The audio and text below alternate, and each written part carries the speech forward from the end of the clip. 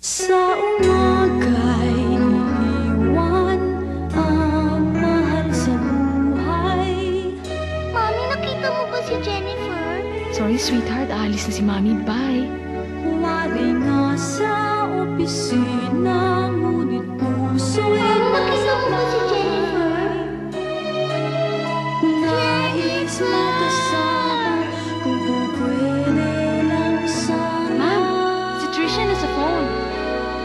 Mami, nawawala si Jennifer. Hahanapin natin siya pag uwi ni Mami. Okay? Dad, bili tayong pasalubong. Kahit kaunti